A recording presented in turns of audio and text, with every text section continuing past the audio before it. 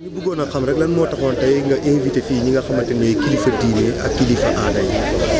waaw dañuy waajal li ñu tuddee recensement général de la population de l'habitat maanaam recensement bi nga xam yàgg nañu ko def ay at ay 88 2000 mais bi ci mujj mooy 2013 léegi ñu koy waajal ci fukki at beneen bii di ñëw pour war a tombeek 2023 léegi nag wàccaay googu nag moo sabab tey ñu def réunion CLD boo xam ne donc dañ ci daje ñun ak waa ANSD ak chef de service yi ak waa sécurité waaye kilifa diine yi comme ay porteurs de voix lañ ñoom itam ci la ñu bokk ndax dafay laaj communication ak sensibilisation bu bare moo tax ñoom ñu bool leen ci moo xam diine yi l'islam la wala diine yi chrétienne la ñoom ñëpp ñu ngi fi communicateur traditionnel aussi ñu ngi fi ñi nga xam ñoo fi toogal kuréelu ndaw ñi c'est-à-dire CLJ les jeunes ñoom itam ñu ngi fi bàjjenu gox yi nga xamante ni ak relais communautaire yi nga xam ne ñoom itam liggéey bu am maanaa la ñuy faral def donc ñoom ñu ngi fi pour ñu wax leen fi ñu jëm fan la lan la ak naka lañ fay demee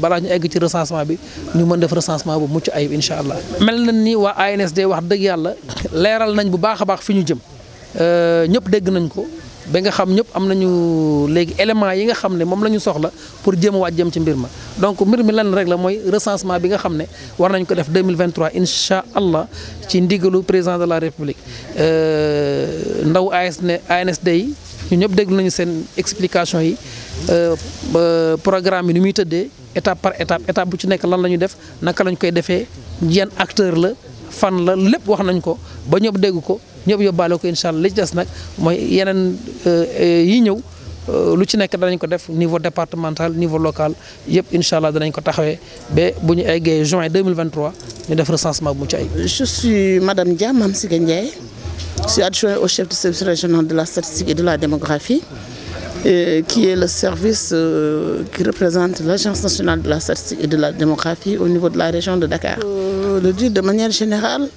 chaque pays est obligé de faire son recensement périodiquement.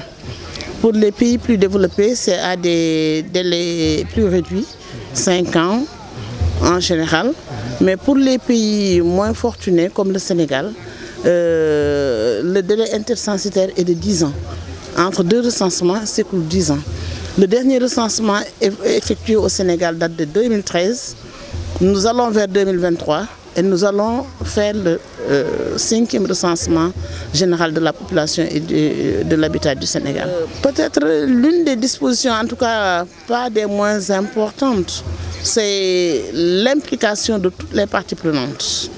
D'ailleurs, notre activité d'aujourd'hui, le CLD, Comité local de développement, en fait partie. Communiquer avec les parties prenantes, les informer du projet de recensement, les sensibiliser du rôle qu'ils doivent jouer et des attentes qu'on a à leur endroit. C'est une affaire de tout le monde.